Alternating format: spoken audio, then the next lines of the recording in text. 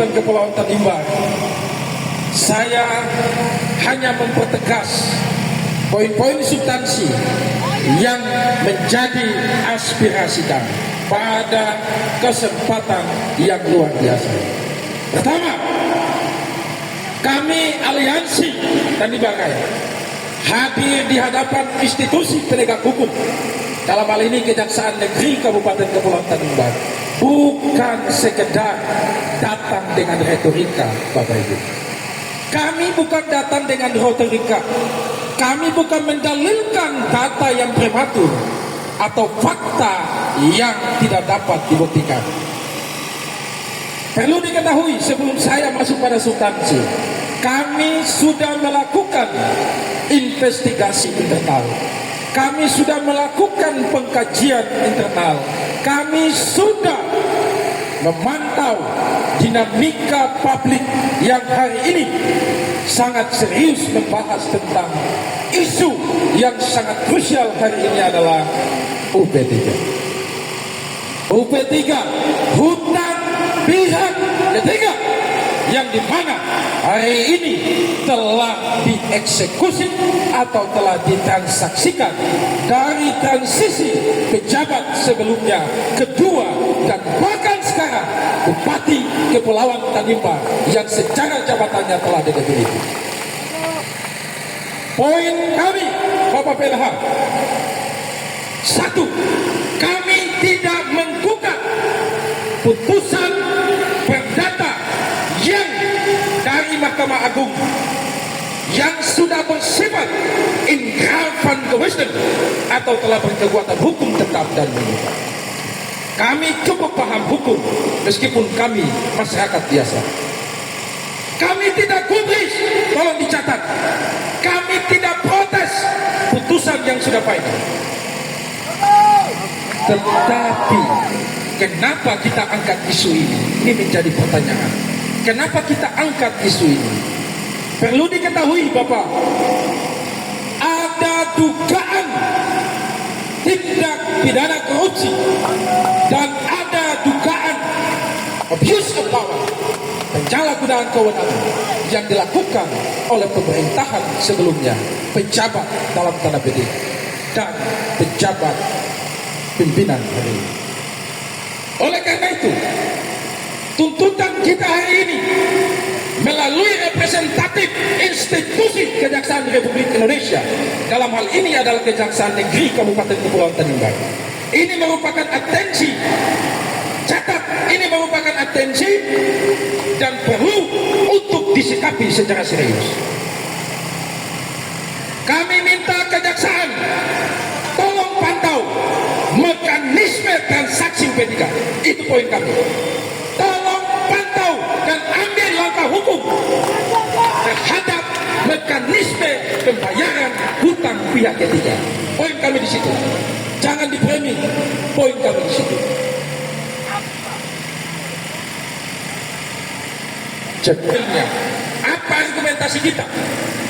Mengingat UP3 ini, ya, tentu secara keperdataan itu sudah final, sudah legitimate, kontraktor menang, Pemda kalah dalam gugatan perkara.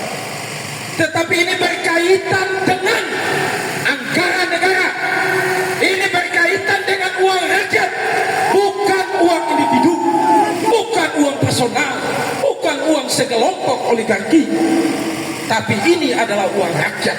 Oleh karena itu, kami representatif daripada rakyat, kami datang menyampaikan permintaan kami kepada Kejaksaan Negeri Kabupaten Kepulauan Tanimbar untuk selidiki dengan mekanisme kewenangan yang diberikan oleh undang-undang kepada Kejaksaan Negeri. Lakukanlah itu. Itu yang kami minta, Bapak BL. Ini yang kami minta. Dugaan kami, kerugian yang timbul akibat daripada kelalaian pemerintahan sebelumnya.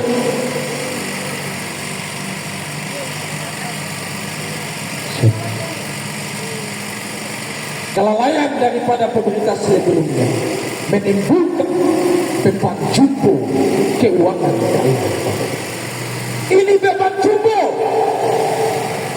Sekali lagi saya tegaskan, ini beban jumbo. Kenapa saya katakan demikian? Karena kerugian material hanya sebagian, Bapak Ibu.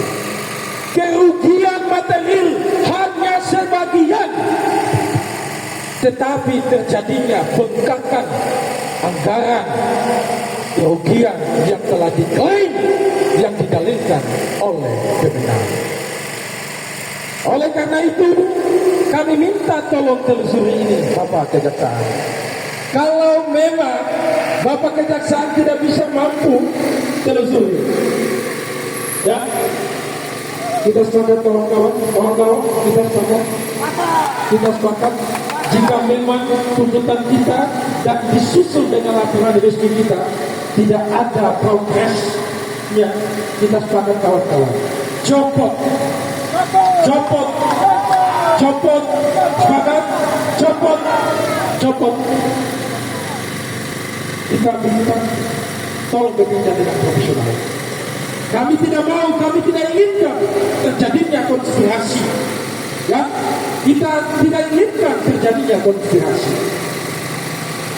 Ini yang perlu diketahui oleh Kejaksaan Negeri Kabupaten Kepulauan Tanimbar. Terakhir dari saya, kesempatan saya akan kasih kepada Bapak PLH untuk menanggapi singkat saja tuntutan kita sebelum kita menyerahkan pernyataan sikap kita. Sepakat? Sebelum kita menyatakan tuntutan pernyataan sikap kita. Pertanyaan saya, Bapak PLH, tolong dikau saja. Pertanyaan saya, pada tanggal 30 Oktober tidak salah 2018 ada produk yang berubah legal opinion dari Kejaksaan Tinggi. Kalau memang ini Bapak tidak ketahui, silakan share, cari apakah saya katakan ini benar atau tidak. Ada legal opinion dari institusi Kejaksaan Tinggi Maluku terkait dengan pemaknaan pengkajian terhadap putusan yang telah inkrah secara perdata ini. Lalu di dalam legal opinion itu katakan, Bapak Ibu,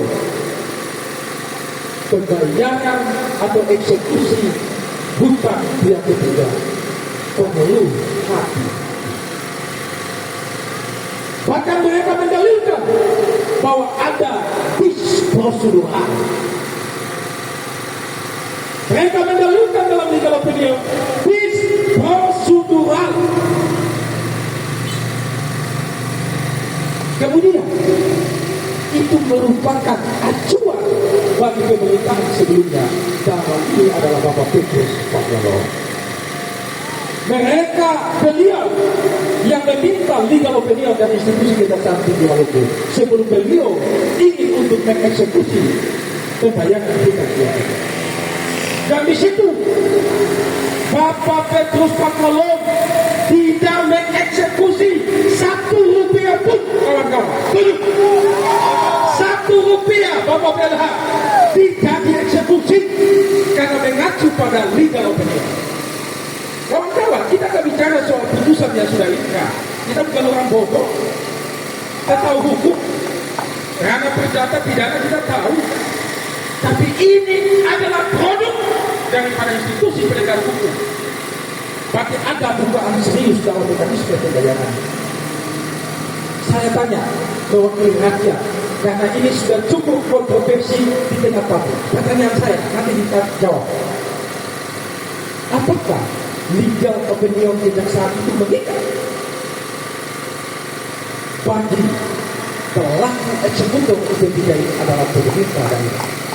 Pertanyaan saya, apakah legal opinion dari Kejaksaan Tinggi Maluku itu sifatnya mengikat atau wajib dijalankan oleh pemerintah Kabupaten Kepulauan Tanimbar dari masa pemerintahan Petrus Pakualaman sampai di Kasong? Ini pertanyaan. Karena rakyat bertanya, ada kontradiktif.